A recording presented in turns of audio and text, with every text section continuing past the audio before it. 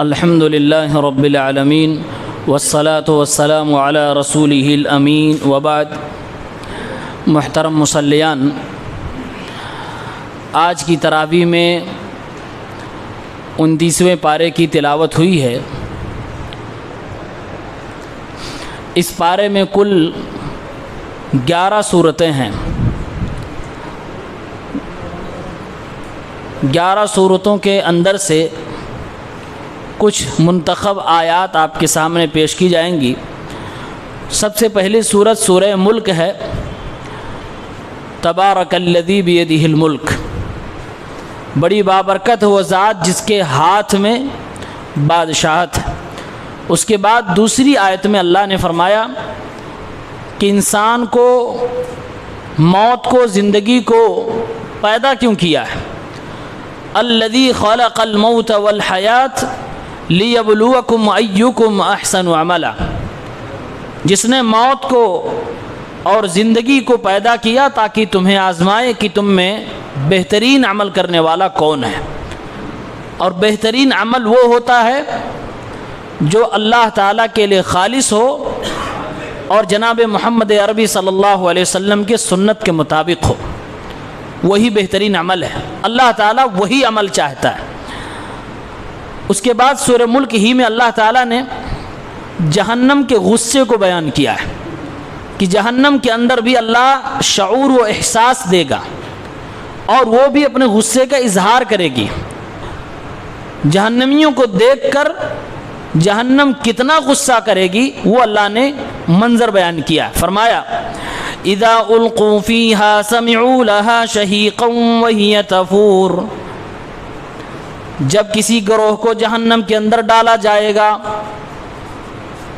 تو وہ لوگ جہنم کی چیخ و پکار کو سنیں گے اور وہ جہنم بھڑک رہی ہوگی۔ شہیقہ گدھے کی پہلی آواز کو بولتے ہیں اور یہ بہت خراب آواز ہوتی ہے۔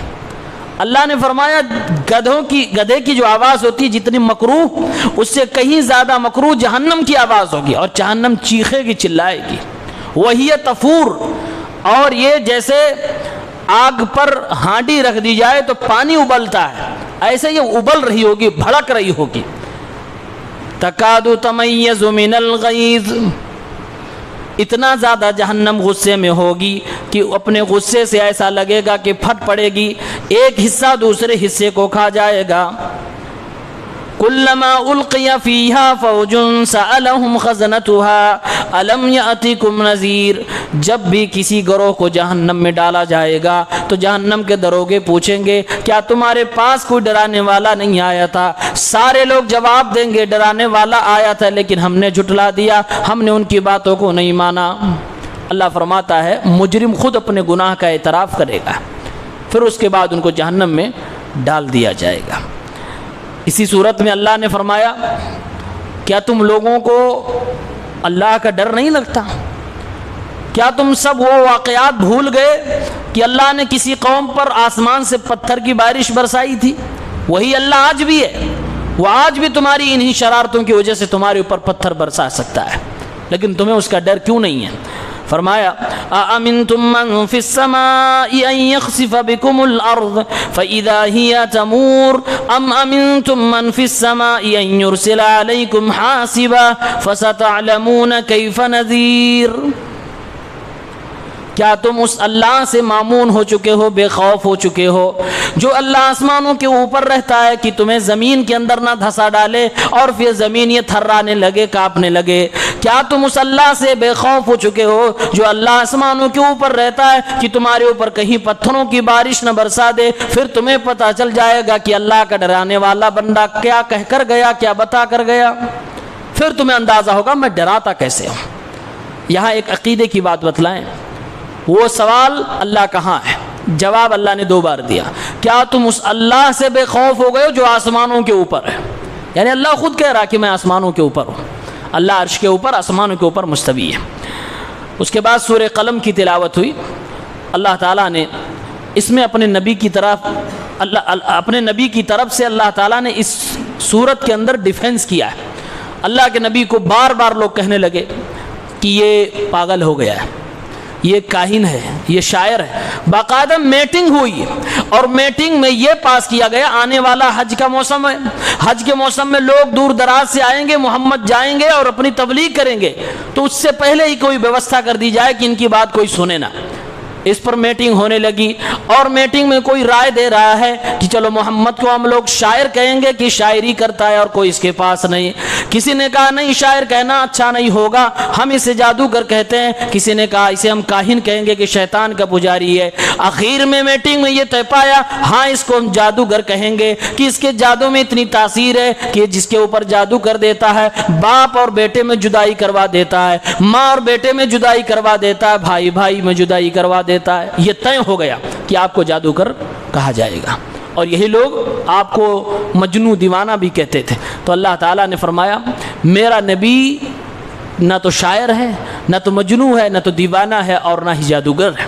وہ اللہ کی طرف سے ایک چنندہ پیغمبر ہے۔ اللہ تعالیٰ نے خاص طور سے دیوانے پن کی انکار کیا ہے، نکیر کی ہے، اور فرمایا نون والقلم وما یسطرون، نون اور قسم ہے قلم کی، قسم اس کی جس کو فرشتے لکھتے ہیں، ما انت بنعمت ربک بمجنون، اے نبی آپ اپنے رب کی نعمت سے نہ تو پاگل ہیں نہ تو دیوانے ہیں، وان لک لاجرا غیر ممنون، اور آپ کے لیے اتنا اجر ہے کہ آپ اس کو گن بھی نہیں سکتے، وانک لعلی خلق عظیم، اور اے نبی آپ اخلاق کے اعلیٰ پیمانے پر فائز ہیں، فستبصرون وما یبصرون، اور وہ لوگ بھی دیکھیں گے، آپ بھی دیکھیں گے، بِأَيُّكُمُ الْمَفْتُونَ کہ کون دیوانہ ہے کون پاگل ہے، یعنی وقت آئے گا، بتائے گا وقت کہ کون پاگل تھا، کون ہوشیار تھا، کون ذہین تھا۔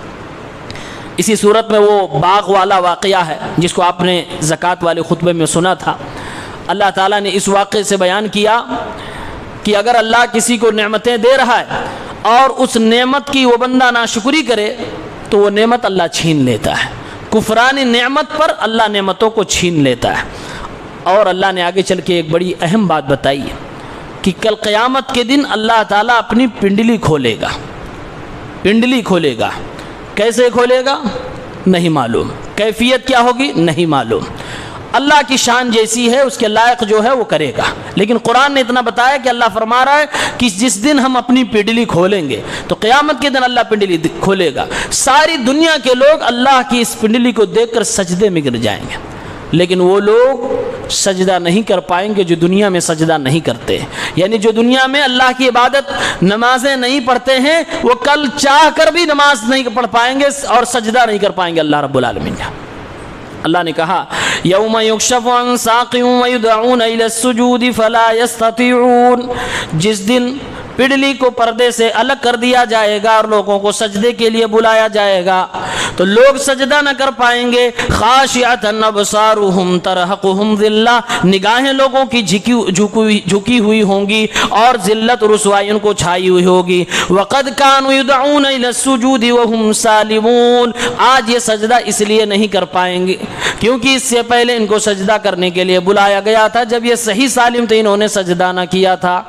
آج لوگوں کی پیٹھ پٹرے کی طرح بنا دی جائے گی، کوئی جھکنا بھی چاہے گا تو جھک نہیں پائے گا، وہی لوگ سجدے میں گر پائیں گے جو دنیا میں سجدہ برابر کرتے رہے ہیں۔ اس کے بعد سورہ حاقہ کی تلاوت ہوئی۔ سورہ حاقہ یہ قیامت کے ناموں میں سے ایک نام ہے، تو اس صورت میں بھی اللہ تعالیٰ نے یہی جواب دیا ہے اور منظر بیان کیا ہے کہ قیامت کیسے آئے گی۔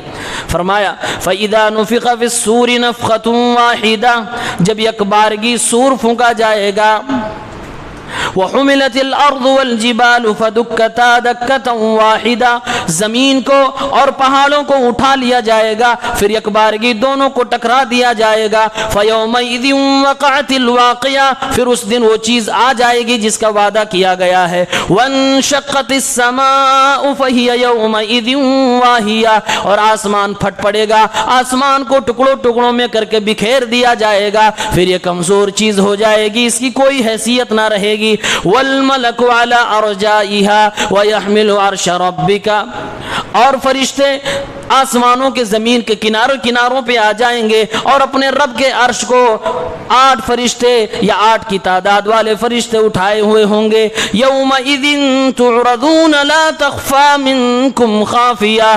اس دن ہر انسان کے سامنے اس کا نام اعمال پیش کیا جائے گا. ہم سب اللہ کے سامنے پیش کیے جائیں گے, سارے اعمال پیش کیے جائیں گے. لا تخفى منکم خافیہ, کوئی چیز پوشیدہ نہ رہے گی, ساری چیز کھل کے واضح ہو جائے گی. پھر آگے اللہ تعالیٰ نے داہنے ہاتھ والوں کو, بائیں ہاتھ والوں کو یہ تذکرہ فرمایا. جو لوگ نیک ہوں گے ان کا نام اعمال داہنے ہاتھ میں ملے گا, اور یہ نشانی ہوگی کہ تمہارا معاملہ صحیح ہے, رزلٹ تمہارا اچھا ہے. اور جو لوگ برے ہوں گے جہنمی, ان کا نام اعمال بائیں ہاتھ میں ملے گا اور پیچھے کی طرف سے ملے گا, پیچھے سے اور بائیں کی ہاتھ کی طرف سے پکڑائے گا. یہ نشانی ہوگی تمہارا رزلٹ اچھا نہیں ہے. اس کے بعد والی صورت ہے سورۃ المعارج. اس صورت میں بھی اللہ نے قیامت ہی کے بارے میں بتایا. ایک شخص اللہ کے نبی کے پاس آتا ہے اور کہتا ہے کہ تم بار بار قیامت کے بارے میں کہتے ہو, لے آؤ قیامت, لے آؤ قیامت, ہم تیار ہیں اس کے لیے. اللہ رب العالمین نے جواب دیا, قیامت اتنی بڑی چیز ہے تم جیسے لوگوں کے کہنے پہ نہیں آئے گی, اس کا ایک ٹائم مقرر ہے, وہ ضرور آئے گی. اللہ نے فرمایا انہم یرونہ بعیدا ونراہ قریبا. اے محمد صلی اللہ علیہ وسلم, لوگ قیامت کو بہت دور کی کوڑی سمجھتے ہیں کہ ابھی بہت دن باقی ہے, لیکن میں اسے تو بہت قریب سمجھ رہا ہوں. ونراہ قریبا, مجھے لگتا ہے وہ بہت قریب ہے. اللہ رب العالمین نے فرمایا ہے تو قریب, لیکن لوگوں کو دور نظر آ رہا ہے. یوم تکون السماء کالمہل, قیامت جب آئے گی آسمان تلچھٹ کی طرح ہو جائے گا. وتکون الجبال کالعہن, اور پہاڑ روئی دھنی ہوئی روئی کی طرح ہو جائیں گے. ولا یسأل حمیم حمیما, جس دن کوئی دوستی کسی دوست کے کام نہ آئے گی. یبصرونہم یود المجرم لو یفتدی من عذاب یومئذ ببنیہ, لوگوں کو ایک دوسرے کو دکھایا جائے گا. لوگ اپنے ہی رشتہ داروں کو دیکھنے کے بعد یہ تمنا کریں گے کہ اللہ کے عذاب سے بچنے کے لیے میں اپنی اولاد کو بھی صدقے میں دے دوں, اور اپنے بیٹیوں کو بھی صدقے میں, بیٹوں کو بھی دے دوں, اپنی بیوی کو بھی دے دوں, بھائی کو بھی دے دوں. وفصیلتہ التی تؤوی, اور وہ خاندان جو ہماری حمایت کیا کرتا تھا اس خاندان کو بھی فدیہ میں دے دوں. ومن فی الارض جمیعا, ساری زمین کو فدیہ میں دے دوں لیکن مجھے بچا لیا جائے. ثم ینجی, اللہ نے جواب دیا کلا انہا لظا, ایسا ہرگز نہ ہوگا, تم ساری دنیا بھی فتنے میں فدیے میں دے دو گے کہ تمہیں بچا لیا جائے, تمہیں نہیں بچایا جائے گا. وہ جہنم تمہیں پکڑے گی. نزاعۃ للشوا, تمہارے سر اور تمہارے چہرے کے گوشت کو نوچ ڈالے گی, جلا ڈالے گی, صرف ہڈیوں کا ڈھانچہ انسان رہ جائے گا. بھاگیں گے پیچھے سے پکڑ لے گی لیکن بھاگ نہیں سکتے. اس کے بعد اللہ نے کہا نیک لوگ, ان کی کچھ صفات ہیں. کئی بار ہم لوگوں نے نیک لوگوں کا تذکرہ سنا ہے الگ الگ انداز میں. اس صورت میں بھی سورہ معارج میں بھی نیک لوگوں کی کچھ صفتیں بیان کی گئی. الذین هم علی صلاتہم دائمون, نیک لوگوں کی پہلی پہچان یہ ہے کہ مسلسل نماز کے پابند ہوتے ہیں. والذین فی اموالہم حق معلوم للسائل والمحروم, اور نیک لوگوں کی پہچان یہ ہوتی ہے کہ اپنے مال میں لوگوں کا حصہ متعین کر کے رکھتے ہیں, مانگنے والوں کو بھی دیتے ہیں اور جو محروم لوگ ہوتے ہیں ان کو بھی دیتے ہیں. والذین یصدقون بیوم الدین, نیک لوگوں کی ایک پہچان یہ ہوتی ہے کہ قیامت کے دن کی تصدیق کرتے ہیں, یقین رکھتے ہیں, ایمان لاتے ہیں. والذین هم من عذاب ربهم مشفقون ان عذاب ربهم غیر مأمون, نیک لوگوں کی پہچان یہ بھی ہوتی ہے کہ یہ ہمیشہ اللہ کے عذاب سے ڈرتے رہتے ہیں اور اللہ کے عذاب کو معمولی نہیں سمجھتے ہیں کہ اس سے بے خوف ہو جائیں. والذین هم لفروجهم حافظون, نیک لوگ وہ ہوتے ہیں جو اپنی شرمگاہوں کی حفاظت کرتے ہیں, صرف حلال طریقے سے اپنی خواہشات کو پوری کرتے ہیں. والذین هم لاماناتهم وعهدهم راعون, نیک لوگوں کی پہچان یہ بھی ہے ہے کہ وہ امانتوں کی اور اپنے وعدوں کی پاسداری کرتے ہیں، حفاظت کرتے ہیں۔ والذین هم بشہاداتہم قائمون، نیک لوگوں کی ایک پہچان یہ بھی ہوتی ہے کہ وہ اپنی گواہی کے اوپر ڈٹے رہتے ہیں، گواہی کو، حالات کو دیکھ کر، معاملات کو دیکھ کر، مال کو دیکھ کر، لوگوں کی حیثیت کو دیکھ کر گواہیاں نہیں بدلا کرتے، اپنی گواہی پر ڈٹے رہتے ہیں۔ والذین هم علی صلاتہم یحافظون، اور نیک لوگوں کی پہچان یہ ہے کہ ہمیشہ اپنی نمازوں پہ پابندی برتتے ہیں، مسلسل نماز پڑھتے رہتے ہیں اور جیسے پڑھنا چاہیے ویسے پڑھتے ہیں۔ اولئک فی جنات مکرمون، ایسے لوگ جنتوں میں ہوں گے، عزت دار ہوں گے۔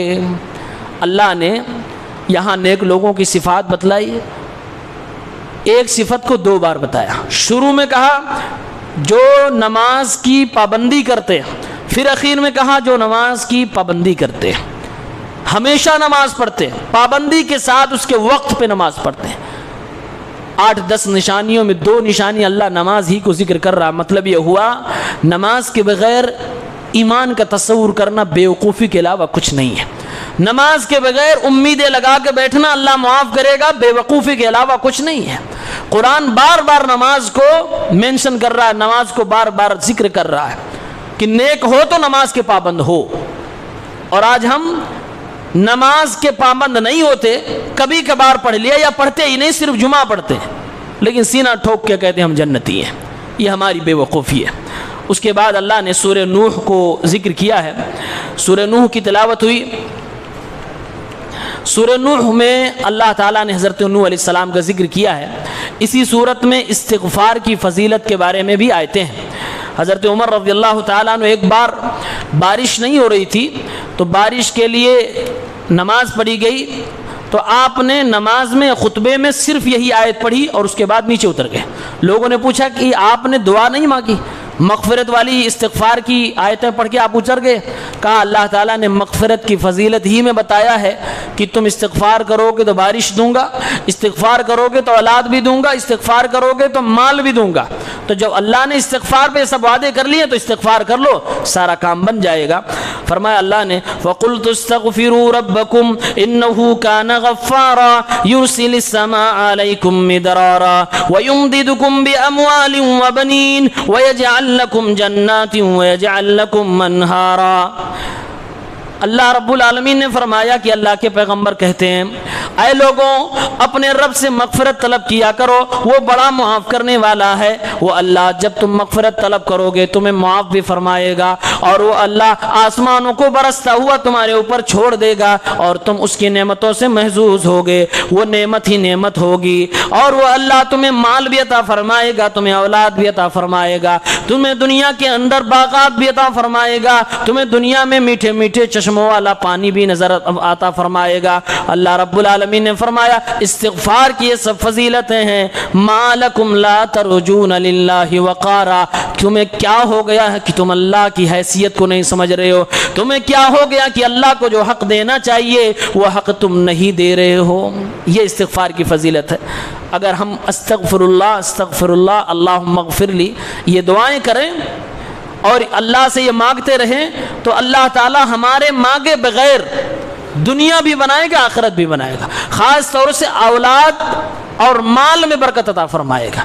بارش نہیں ہو رہی ہے تو بارش لائے گا، اللہ تعالیٰ زمین جائیداد میں بڑھوتری عطا فرمائے گا، صرف استغفار کی برکت میں۔ وہ ہمیں اور آپ کو کرنا چاہیے۔ اس کے بعد اسی صورت میں دنیا میں بت پرستی کی شروعات کیسی ہوئی، اس کی شروعات کے بارے میں ہلکی سی تاریخی روشنی ڈالی گئی، اور فرمایا گیا کہ مکہ کے اندر جو 5 مشہور بت تھے جس کی لوگ عبادت کرتے تھے، دراصل یہ نوح علیہ السلام کے زمانے کے 5 نیک لوگ تھے۔ جب وہ 5 کے 5 کا انتقال ہو گیا تو نیک لوگوں کے نام پر شیطان جلدی بکا لیتا ہے، تو ابلیس آیا قوم کے لوگوں کے پاس اور کہا وہ لوگ بڑے نیک تھے، تم لوگوں کو ان کے نقش قدم پہ چلنا چاہیے۔ لوگوں نے کہا ہاں بالکل اچھی بات ہے۔ کہا تو پھر ان کو تم بھول جاؤ گے، طریقہ یہ ہے کہ اپنے گھر میں اور جہاں رہتے ہیں ان کی تصویریں لٹکا لو، اس سے تمہیں وہ یاد آتے رہیں گے، انہی کی طرح نیکی کرتے رہو گے۔ کچھ دنوں کے بعد کہا اپنے گھر کے سامنے کوئی ان کی نشانی رکھ دو، کوئی پتھر رکھ دو تاکہ تمہیں یاد آتے رہے، ان کی طرح تم نیکیاں کرتے رہو۔ اور جب یہ نسل ایک ختم ہو گئی، دوسری نسل آئی اور دوسری نسل جاہل نکلی، ان کو پتہ ہی نہیں تھا کہ ہمارے باپ دادا نے تصویریں کیوں لگائی تھی، یہ گھر کے سامنے چبوترا کیوں بنایا تھا۔ تو ابلیس نے ان کو بتایا کہ تمہارے باپ دادا ان کی پوجا کرتے تھے، ان کی عبادت کرتے تھے، یہ تمہارے معبود ہیں اور اللہ تک ان کے بغیر تم نہیں پہنچ سکتے ہو۔ قوم کے لوگوں نے اس کی عبادت کرنا شروع کر دیا۔ اس زمین پر شرک کی شروعات ایسے ہوئی تھی۔ دوسرے لفظوں میں کہیں کہ بت پرستی کی شروعات اولیاء پرستی اور قبر پرستی سے ہو کر گزرتی ہے۔ اگر یہ دونوں نہ ہو تو بت پرستی نہیں ہو سکتی ہے۔ بت پرستی کی اصل ہی ہے اولیاء پرستی اور قبر پرستی، اس لیے ہمیں اور آپ کو اس میں محتاط رہنے کی ضرورت ہے۔ اس کے بعد سورہ جن کی تلاوت ہوئی۔ سورہ جن میں واقعہ وہی بیان ہوا کہ جن لوگ ایمان لے آئے تھے اللہ کے نبی صلی اللہ علیہ وسلم پر، اس میں اللہ کے نبی صلی اللہ علیہ وسلم کی ایک حیثیت بیان کی جا رہی ہے۔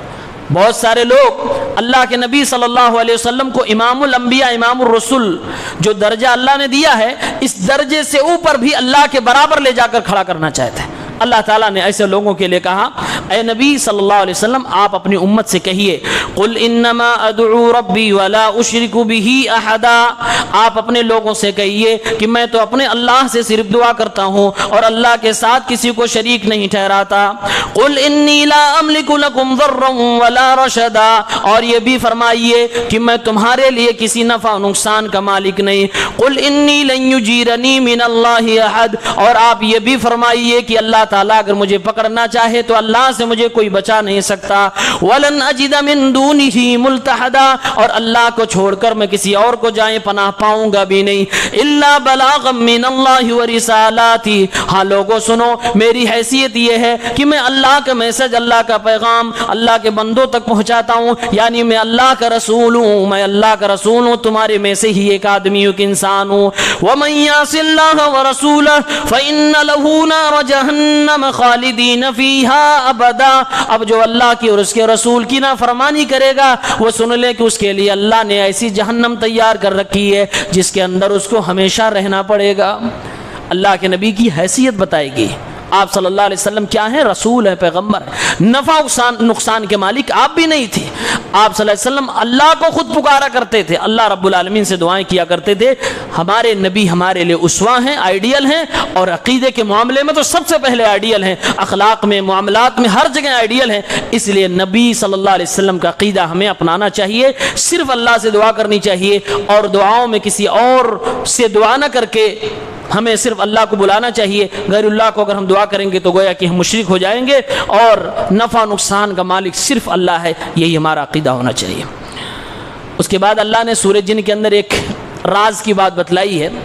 جنوں کو ہم اور آپ نہیں دیکھتے، لیکن جتنے لوگ بیٹھے ہیں سب سے پوچھئے، اکثر و بیشتر یہی مانتے ہوں گے جن بڑا طاقتور ہے۔ ہمیں جنوں سے ڈرنا چاہیے، اور انسان ڈرتے بھی ہیں۔ اللہ نے فرمایا، اے انسانوں تمہیں گھبرانے کی ضرورت نہیں، جن تم سے کمزور ہیں، تم ان سے زیادہ طاقتور ہو، لیکن جب تم ان سے ڈرنے لگتے ہو تو سینہ چوڑا کر کے گھومتا ہے۔ پھر اللہ رب العالمین نے کہا، وَأَنَّهُ كَانَ رِجَالٌ مِّنَ الْإِنسِ يَعُوذُونَ بِرِجَالٍ مِّنَ الْجِنِّ فَزَادُوهُمْ رَهَقًا، کچھ انسان ایسے ہیں جو جنوں سے پناہ طلب کرتے ہیں، ان سے ڈرتے ہیں، تو ان کے اس عقیدے کی وجہ سے، ان کی اس حرکت کی وجہ سے، یہ جن لوگ اپنی سرکشی میں، اپنی بیماری میں، اپنی ہٹ درمی میں، اپنے کفر میں اور زیادہ بڑھ جاتے ہیں، سینہ چوڑا کر کے گھومتے ہیں۔ ہمیں اور آپ کو ان سے ڈرنے کی ضرورت نہیں ہے، کیونکہ ہمارے پاس ایمان اور قرآن، یہ دو چیزیں بڑی پاورفل موجود ہیں، اور اگر یہ آپ کے پاس ہے تو ابلیس بھی آپ کو کچھ نہیں کر سکتا ہے۔ تو کمزور جن کا طبقہ، انسانوں کا، مسلمانوں کا، ایمان والوں کا طبقہ ہمیشہ سے طاقتور ہے۔ ہر طرح کی مشکلوں سے لڑنے کی چھمتا مسلمانوں کے پاس اور اسلام کی تعلیمات میں موجود ہے۔ اس کے بعد سورہ مزمل کی تلاوت ہوئی۔ سورہ مزمل میں اللہ کے نبی صلی اللہ علیہ وسلم کی وہ کیفیت بیان کی گئی جس کیفیت میں آپ تھے۔ اللہ کے نبی چادر لپیٹے ہوئے ہیں، اللہ رب العالمین نے آپ کو اسی نام سے پکار دیا، کیا ہے چادر میں لپٹے ہوئے انسان، اٹھو، عبادتیں کرو زیادہ سے زیادہ، یہ کرو وہ کرو، دعوت دعوت کے میدان میں آگے بڑھو. فرمایا اللہ نے یا ایھا المزمل قم اللیل الا قلیلا نصفہ او انقص منہ قلیلا او زد علیہ ورتل القرآن ترتیلا.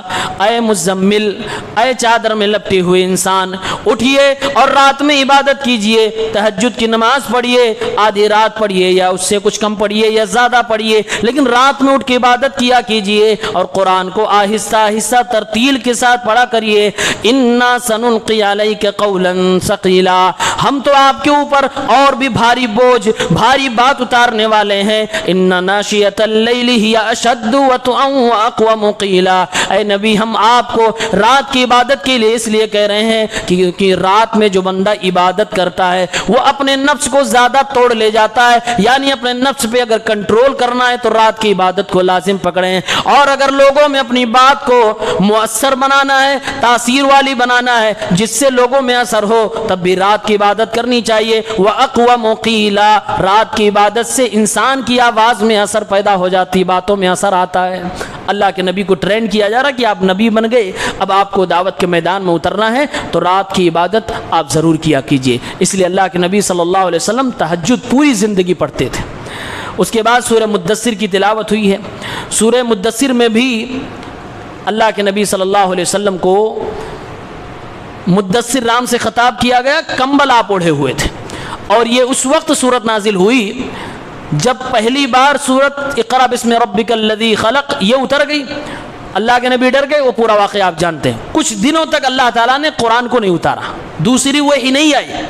اللہ کے نبی صلی اللہ علیہ وسلم کے اندر شوق پیدا ہو گیا کہ وہ جو جبریل آئے تھے غار حرا میں، ایک بار پھر سے آ جاتے تو اچھا ہوتا. کافی دن ہو گئے، دوبارہ آپ کے اندر تڑپ آنے لگی، اور آپ صلی اللہ علیہ وسلم ایک کھلی فضا میں چل رہے تھے. اتنے میں آپ کو آواز آتی ہے یا محمد. اللہ کے نبی آگے پیچھے دائیں بائیں دیکھتے ہیں، کوئی نظر نہیں آ رہا.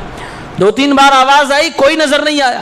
آپ کی نگاہ آسمان کی کناروں پہ پڑتی ہے تو جبرائیل علیہ السلام نظر آتے ہیں. اللہ کے نبی صلی اللہ علیہ وسلم فرماتے ہیں میں نے جبرائیل علیہ السلام کو دیکھا، آسمان و زمین کے بیچ میں، مشرق اور مغرب کے بیچ میں کرسی پر براجمان تھے 600 پروں کے ساتھ جبرائیل علیہ السلام. اور اس کے بعد یہ سورت اترتی ہے یا ایھا المدثر قم فانذر وربک فکبر وثیابک فطہر والرجز فہجر. اے کمبل کو اوڑھنے والے شخص، اپنے کمبل کو اتار اور لوگوں کو ڈرانا شروع کر، لوگوں کو صحیح بات توحید کی بات بتانا شروع کر، لوگوں کو شرک کرنے کا جو عذاب ہے اس عذاب کو بتانا شروع کر دے. اپنے کپڑے کو بھی پاک رکھ، اپنے بدن کو بھی پاک رکھ، اپنے عقیدے کو بھی پاک رکھ، اپنے اللہ کی بڑائی کو بیان کرتا رہا. اور لوگوں کے ساتھ احسان اس نیت سے نہ کرنا کہ تجھے بدلے میں کچھ احسان بھی مل جائے گا. احسان دل کھول کے کرنا، بدلے کی امید کسی سے نہ رکھنا کہ کوئی تمہارے ساتھ بھی احسان کرے. اللہ رب العالمین نے یہ آیتیں اتاری، آپ کو دعوت دی گئی، اب آپ میدان میں نکلیے. اللہ کے نبی نے دعوت و تبلیغ کا کام شروع کر دیا.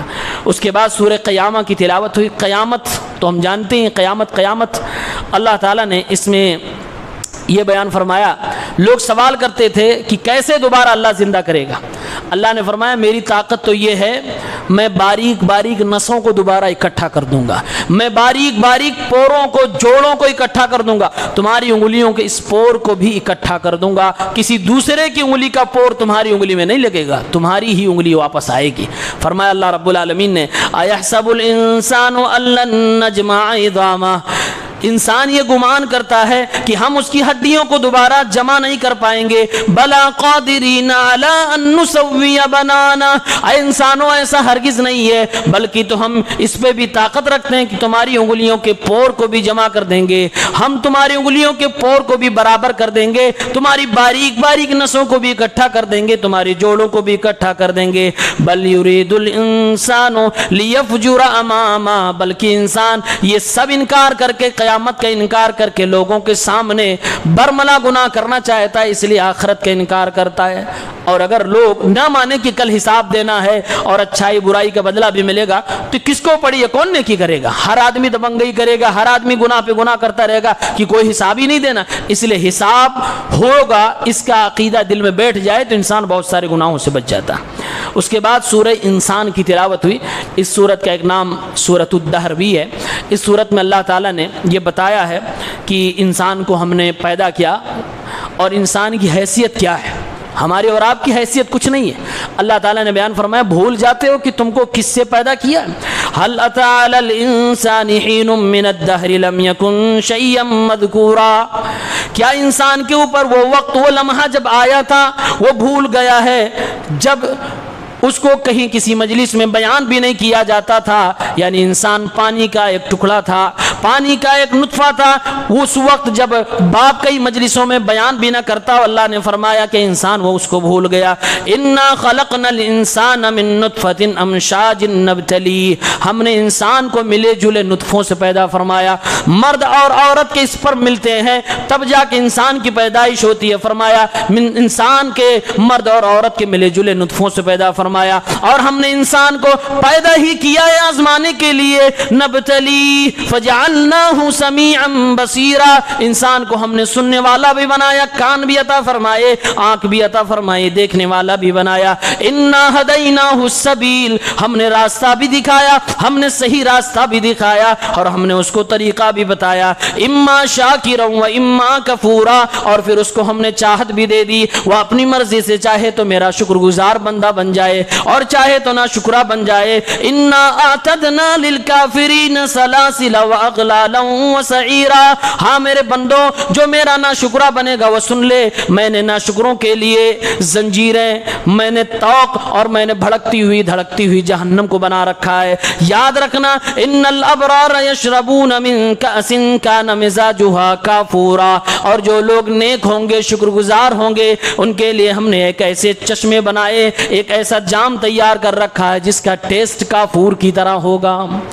کاس عربی کا لفظ ہے, اس کو عام طور سے گلاس کو بولتے ہیں, لیکن کاس اس گلاس کو بولتے ہیں جس میں کوئی بہترین مشروب ہو, پینے کی چیز ہو اور بھرا ہوا ہو, اور اتنا بھرا ہو کہ چھلک رہا ہو, اس سے ایک عجیب و غریب قسم کی دلوں کو سکون پہنچانے والی خوشبو آ رہی ہو اور پیارے پیارے ہاتھوں سے وہ آپ کو دیا جا رہا ہو. اللہ نے فرمایا نیک لوگوں کو یہی کاس, یہی جام, یہی مشروب دیا جائے گا جس کا ٹیسٹ کافور کی طرح ہوگا.